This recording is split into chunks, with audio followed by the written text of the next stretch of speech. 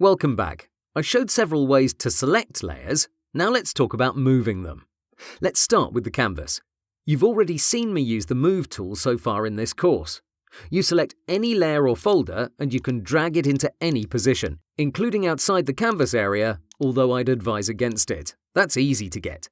This applies to several layers or folders at a time. When you have multiple active tabs, you may want to move some elements around.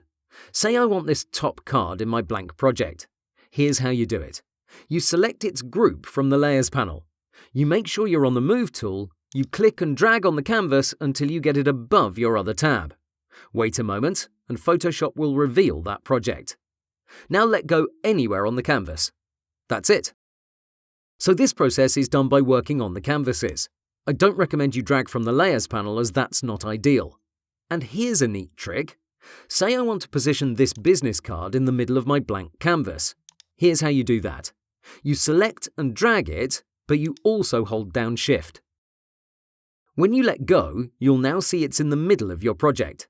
Going back to the initial tab, don't worry if it seems like you're messing up your positioning, this is only temporary. When you switch projects, you'll see your group is exactly where you left it. The only exception is when you let go of your mouse click as you drag it across.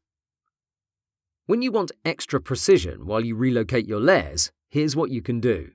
You can use your arrow keys to nudge this card in 1 pixel increments. Right now, I'm tapping the left arrow key. Each tap means this group is moving another pixel to the left. This is great for fine-tuning purposes, but if you don't want to mash your keys all day long, add Shift to the mix. This will move it in 10 pixel increments. So 3 taps means that this will go 30 pixels to the left. 3 taps to the right, without Shift, equals 27 pixels in total. That's how you'd use these arrow keys in a real-world project.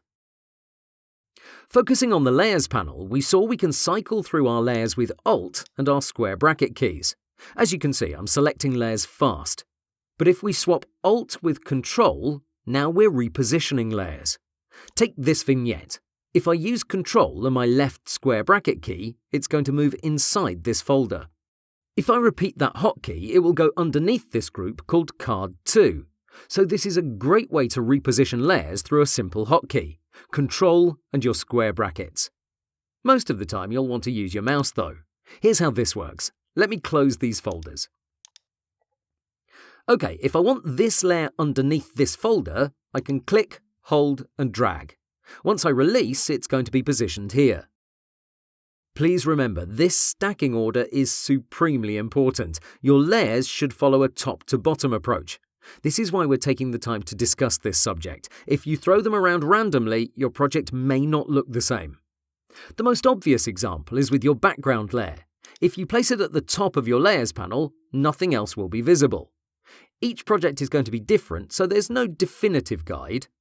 My advice is you try to create a top-to-bottom order. Here, this would be the following: the vignette, the cards, their shadows, and finally the background. If you mess this order in any way, the result won't be the same. Now here's the tricky deal. If we open this top folder and this second one, you'll see it's sometimes tricky to reposition a layer. I'll grab my vignette and drag it down. Notice this highlight that shows up when I'm directly above any of these 2 folders. That means this layer will be placed inside that group. If you let go, you'll see it's now at the top of it. By the way, it doesn't matter if the group is collapsed or expanded, the same thing applies either way. Okay, let me go back. In previous versions of Photoshop, when you did the same thing, the layer would go to the bottom of that folder. If you want that to happen, hold Shift, click and drag. Now this vignette is the last layer inside this group. So remember, if you simply reposition it, it's going to go on top. If you hold Shift and you drag it above any folder, it will be placed at the bottom of the stack. Of course, nothing prevents you from dragging it in any position whatsoever if you have the group expanded. By manually doing so, you get complete control. Notice this horizontal line. That shows you between which 2 layers this is going to be placed. That's all fine, but let me complicate things. Say I want to reposition this vignette underneath my mask layer. You'd say it's simple, right? Just drag it down. Well, here's the thing. I'll drag it and I'll see this highlight. So far, so good. When I let go, can you tell if this is inside the group or outside it? If you want to be sure, collapse this folder. As you see, it's outside it. Let me go back and repeat the very same process. I'll look for the highlight and drop it. Let's do our test. Okay, now it's inside. I know this is tricky to get, but it all depends on how you drop it. If you move your mouse downwards, it's going to be outside it. If you move your mouse up, you'll place it inside. This is one of those few cases where you have to try it for yourself. You have this PSD attached, so see if you get the idea. And with that, we've finished this lecture.